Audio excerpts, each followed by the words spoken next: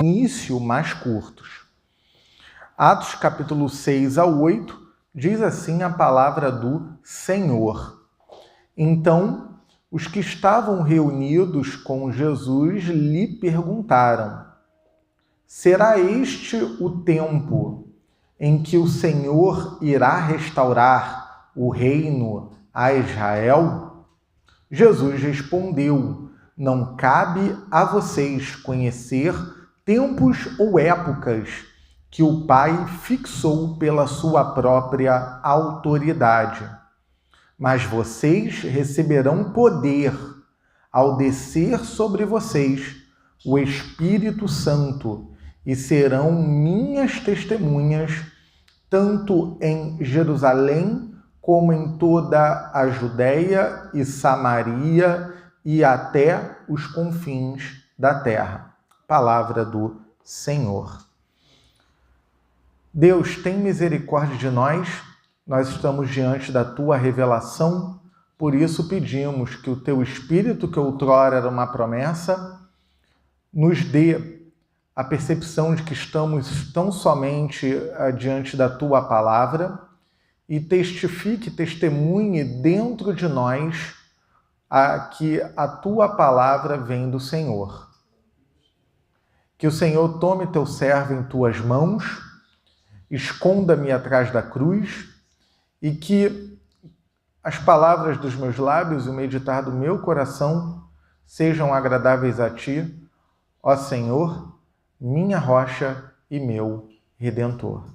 Amém. O título da mensagem é a expansão da igreja. Semana passada, com o pastor Charles, nós tivemos a preparação da igreja, dos versos 2 ao 5. Hoje nós temos, então, a expansão da igreja, dos versos 6 ao verso 8, que é uma continuação, como falamos, da mensagem de semana passada. O que nós temos aqui, a introdução, é Jesus ressurreto, vitorioso sobre a morte. Ele instrui os seus discípulos apóstolos.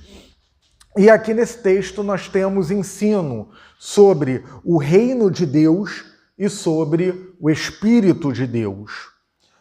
Então, o que nós temos dos versos 6 ao 8 é o propósito do livro, sobretudo no verso 8, vamos ver mais à frente, a estrutura pela qual o livro de Atos está baseado. Então, nós temos aqui uma compreensiva resposta de Jesus em relação àquilo que foi indagado pelos discípulos no verso de número 6. Então, no versículo 6, nós temos aqui o tempo e a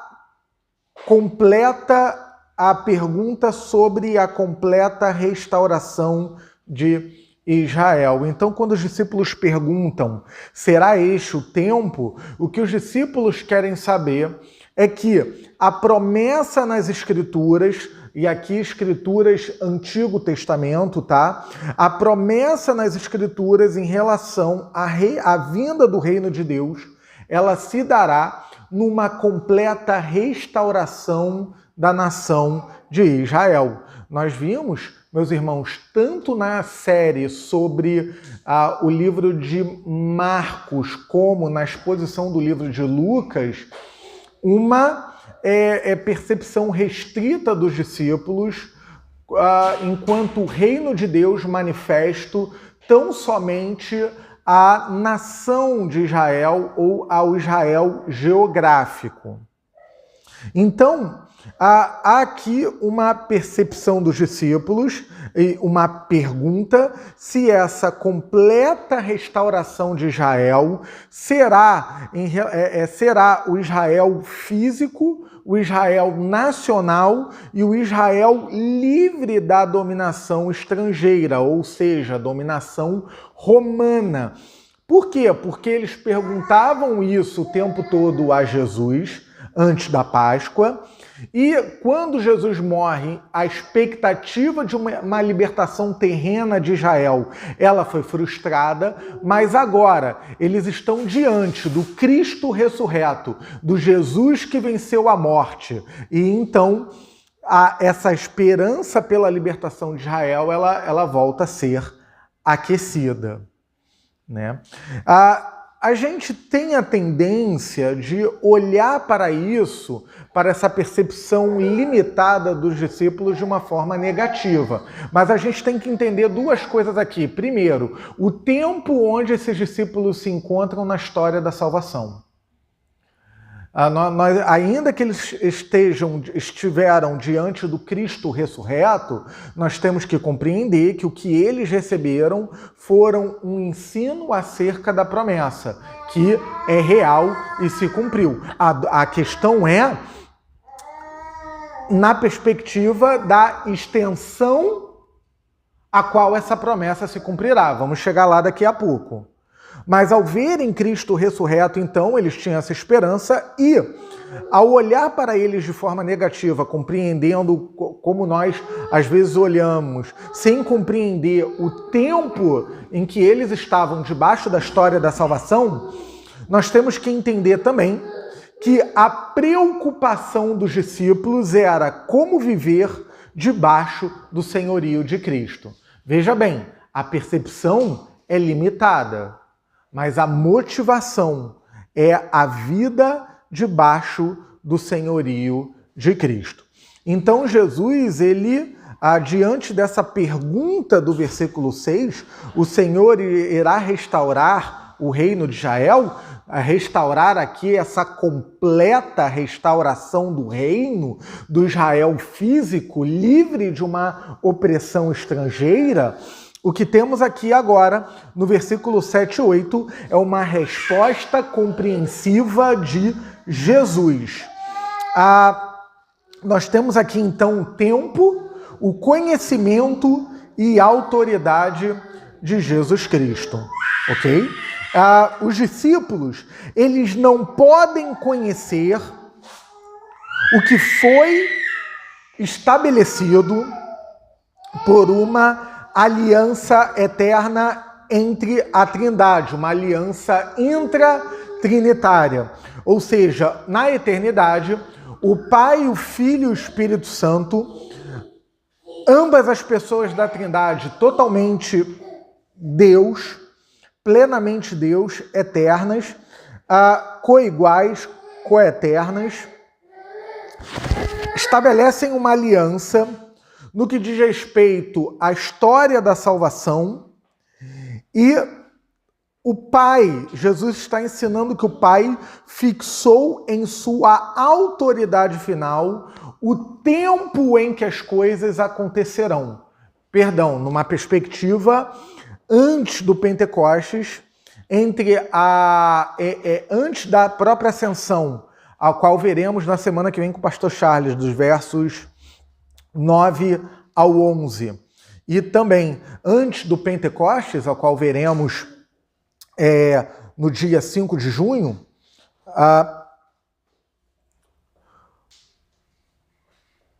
e, sobretudo, pensando na história da salvação como um todo, nós estamos vivendo entre a ressurreição, a ascensão de Jesus, o Pentecostes, até a sua, aguardando o que é chamado de parousia, do grego quer dizer o retorno de Cristo, a volta de Cristo.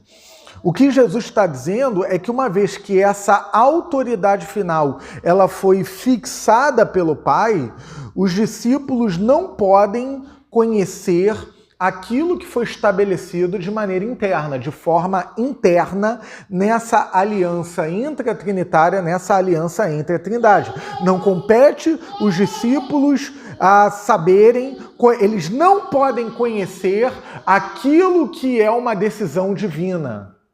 Aquilo que foi estabelecido pela autoridade do Pai não é de conhecimento dos próprios discípulos. Então, no versículo 8, você tem o recebimento de poder, o Espírito Santo e as testemunhas. Então, se aquilo que compete ao Pai, aquilo que compete a Deus e à Trindade, fixada pela autoridade divina, não nos compete conhecer, por outro lado, no versículo 8, Jesus está falando aquilo que compete a nós, aquilo que compete aos discípulos e aquilo que compete àqueles discípulos que estavam ali reunidos como apóstolos, não só enquanto discípulos, mas também enquanto discípulos, porém representando a igreja como um todo.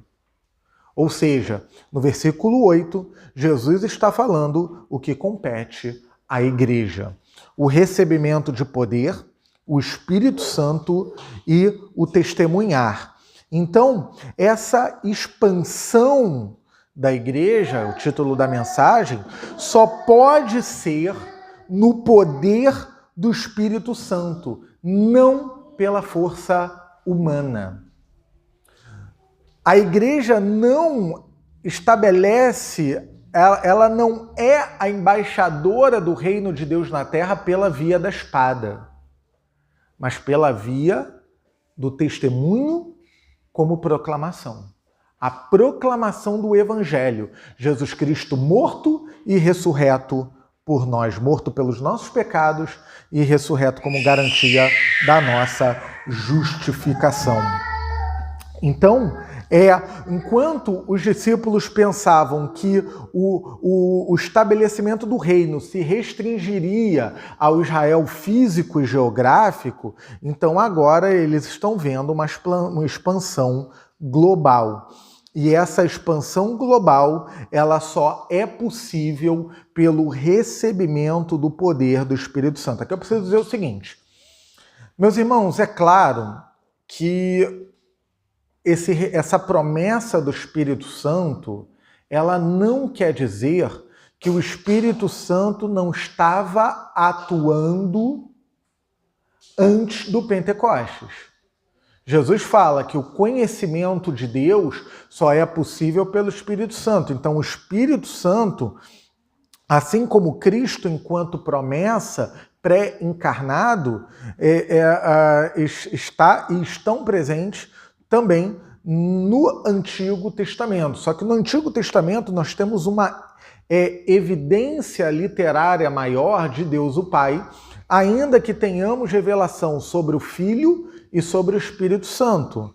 Em algum momento, eu sugeri ao pastor Chares, deu muita vontade de fazer uma série do tipo Cristo no Antigo Testamento, mas em algum momento, anos mais para frente, na permissão do Senhor. Cristo no Antigo Testamento, porque ele está lá, não de forma encarnada, como vimos nos Evangelhos, está lá de forma pré-encarnada, porque o Cristo estava com o Pai na criação do mundo, assim como o Espírito Santo também.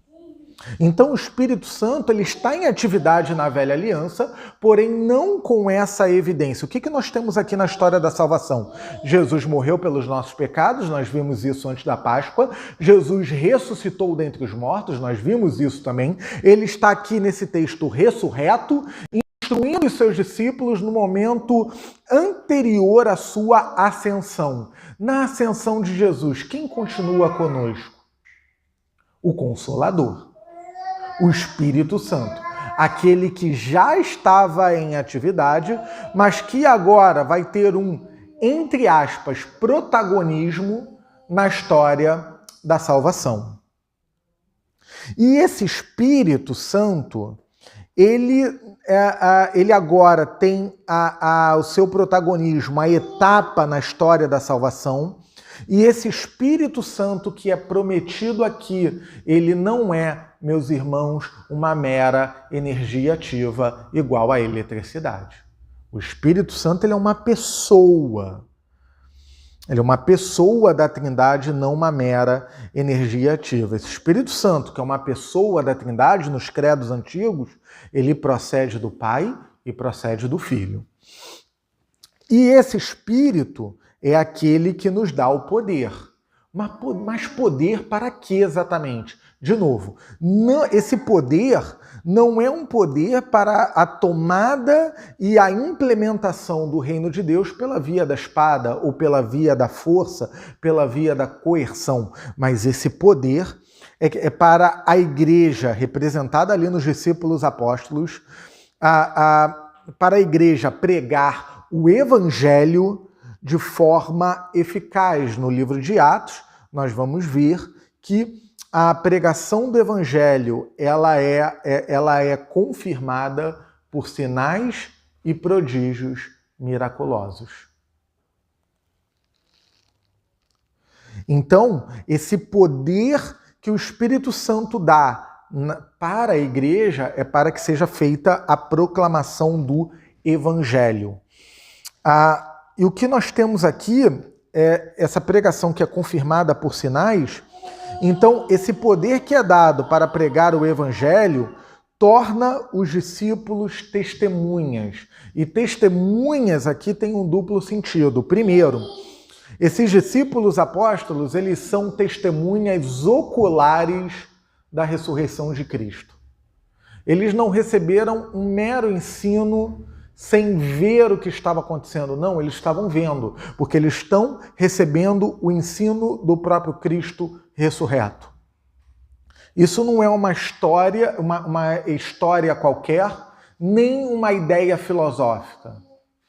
O que nós temos aqui é a verdade do Evangelho sendo transmitida pelo próprio Cristo ressurreto vitorioso sobre a morte.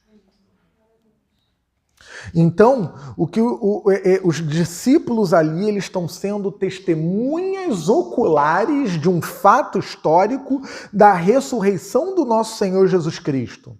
E segundo, testemunhas como testemunhas retóricas, como a metáfora do tribunal, o falar e o argumentar sobre fatos, envolvendo na raiz do termo aqui testemunha está o mesmo radical da palavra martírio, que quer dizer morrer por alguma causa. Então, logo, o ser testemunha de Cristo, o falar sobre os fatos que verdadeiramente ocorreram, nesse mundo debaixo da queda, vai ocorrer para os discípulos apóstolos sofrimento em algum nível. A maioria deles, segundo a tradição da igreja, somente um morreu de morte morrida. Os outros morreram de uma morte matada, como dizem os antigos. Ou seja, eles foram mortos por causa da pregação do Evangelho, restando só o apóstolo João, que foi exilado na ilha de Patmos, uma providência de Deus, né, inspiração aí do livro do Apocalipse. Um livro também que eu tenho como sonho pregar aqui na Batista do Redentor expositivamente junto ao nosso pastor. Então, é um futuro mais distante. E, então, esse testemunho, ele, então, é sobre falas e argumentos de um evento histórico que realmente ocorreu, né? Que é o que tem sido legado a nós por 2000 anos. Né? Então, os discípulos testemunharam e falaram e argumentaram um evangelho que vem há 2000 anos sendo pregado e hoje está sendo pregado e testemunhado aqui em nossa geração. E aqui você tem, no final do versículo 8, os discípulos apóstolos serão as testemunhas de Jesus, tanto em Jerusalém como em toda a Judéia e Samaria e até os confins da terra. Você tem aqui esse versículo 8 como um versículo que eu chamo de chave interpretativa, aquele versículo que resume o conteúdo de todo o livro. Então aqui você tem a expansão do testemunho de Cristo, começando de Jerusalém, ou seja, o fato do evangelho agora a igreja ser comissionada a transmitir, a pregar o evangelho de forma global, Deus não está abandonando Israel, muito pelo contrário. Então você tem a expansão da igreja começando Aqui é uma ordem, aqui é uma ordem didática, tá? Não tá falando que é necessariamente primeiro aqui e depois ali, tá? Aqui é o tanto como em, então tanto em Jerusalém, e você tem a proclamação do Evangelho em Jerusalém no livro de Atos, dos capítulos 1 ao capítulo 7. Então, até chegarmos na exposição desse livro no capítulo 7, nós vamos estar lidando com textos que falam da pregação da proclamação do Evangelho em Jerusalém. Judéia e Samaria, dos capítulos 8 ao 12, então, enquanto estivermos no capítulo 8 até o capítulo 12, nós vamos estar lidando com Judéia e Samaria, ali ao redor de Jerusalém. E dos capítulos 13 ao 28, final do livro, nós vamos estar lidando, então, com testemunho e proclamação do Evangelho até os confins da terra. É o ministério do apóstolo Paulo, o apostolado entre os gentios. Então, você tem aqui a narrativa do ministério em determinada região, Jerusalém, Judéia, Samaria, até os confins da terra, e uma estrutura de todo o livro de Atos. Pois bem, então vamos agora a 3 ensinos e 3 aplicações. O primeiro ensino desse texto é que o reino de Deus, ele é espiritual quanto ao seu caráter e à sua natureza. Então, o reino de Deus não é um reino humano, ele não é um reino, como eu coloquei, que ele é um reino que ele é conquistado pela espada, pela coerção, por uma luta geográfica, não.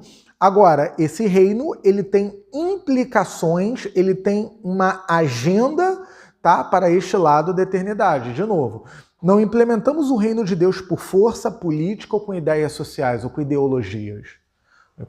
Implementamos o reino, nós somos, enquanto igreja, em sua natureza, embaixadoras do reino no que diz respeito ao seu caráter espiritual, e nós exercemos isso pregando o Evangelho e fazendo discípulos. Essa é a nossa missão. Segundo, o reino de Deus é internacional e global. A salvação não é mais concentrada geograficamente na nação de Israel, no que diz respeito à terra, ao rei e à lei. Não, agora essa salvação ela é global, ela é internacional, ela é mundial. Agora a mensagem da redenção ela é levada a todas as nações, quando então aquilo que foi prometido no Antigo Testamento em relação a Israel, exercendo a sua verdadeira vocação, cumprindo a sua vocação de ser um luzeiro da glória de Deus entre as nações. Então a vocação de Israel aqui é ser luz entre as nações, o que na antiga aliança era concentrado geograficamente em Israel. Deus, ele não tem 2 povos, Deus ele só tem um povo. É uma aliança, uma só fé, um só Senhor, um só batismo.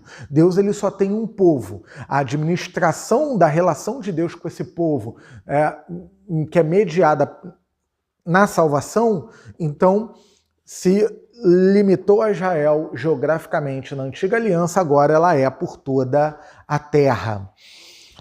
E terceiro, o reino de Deus ele é gradual no que diz respeito à sua expansão. Então, a igreja ela anuncia a mensagem de salvação a todos os povos, até a vinda de Jesus. A igreja ela é um povo peregrino.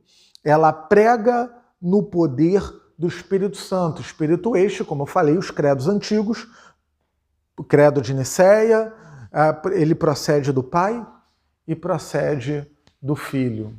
Então, o Espírito Santo ele nos é dado, ele nos é enviado pelo Pai e pelo Filho. E só através do Espírito Santo é que nós podemos exercer a nossa peregrinação, né? Esse grupo que aqui se reúne, ele não se reuniu por força do pastor Charles e pela minha.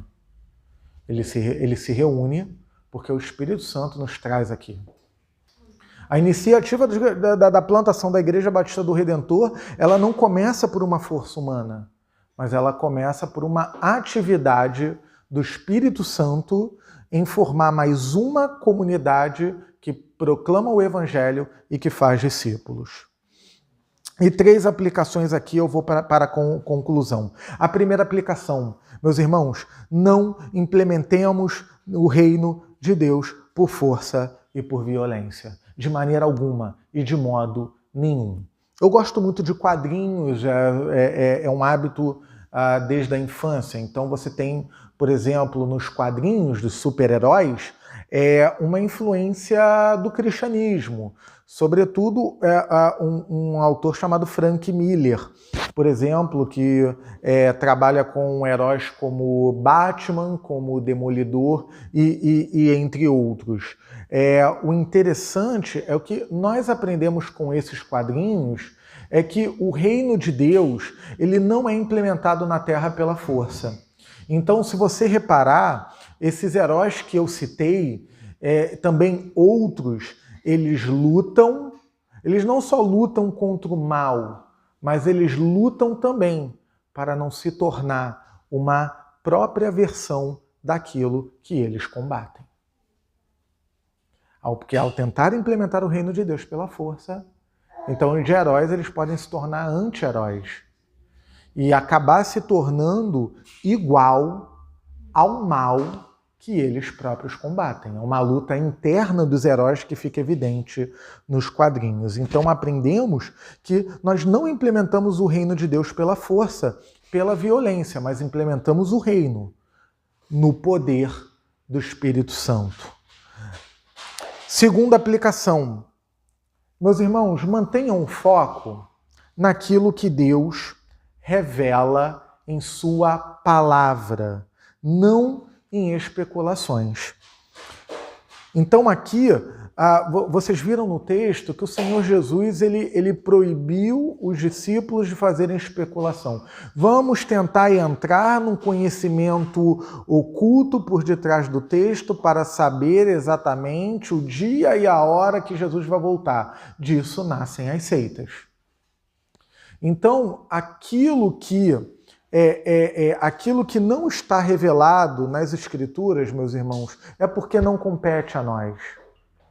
Diferente da mentalidade oriental, que é uma mentalidade mais voltada para a contemplação e o mistério, a nossa mente ocidental e latina, ela é uma mente lógica, ela é uma mente que quer saber o porquê de tudo. Vocês não vão saber o porquê de tudo, eu não vou saber o porquê de tudo. Eu posso ficar a minha vida inteira exercendo a minha vocação e profissão de estudar e ensinar teologia. Eu vou morrer em algum momento, se Jesus não voltar antes, e eu não vou saber de tudo. Porque não tem como.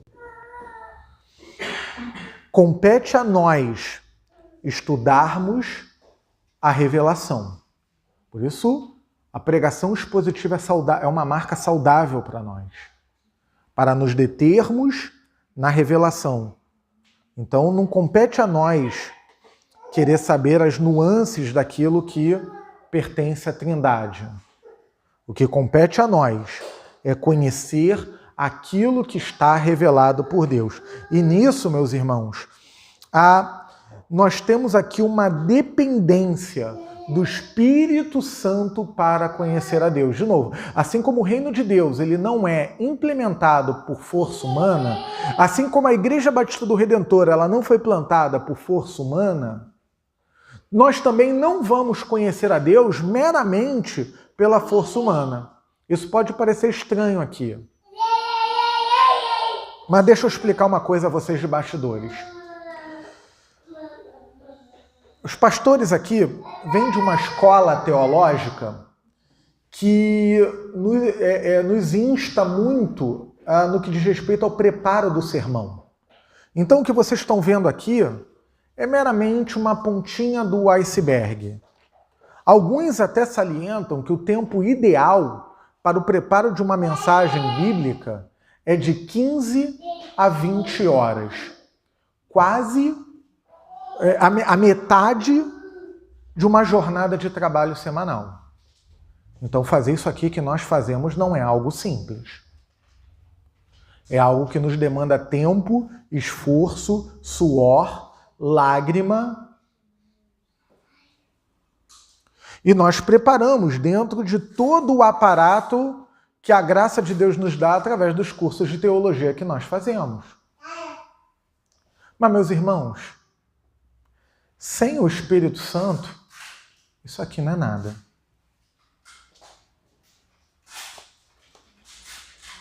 Sem o Espírito Santo, todo esse preparo é nada. Não estou dizendo aqui que, ok, se o Espírito Santo é que unge, então eu vou descaracterizar o preparo. Não.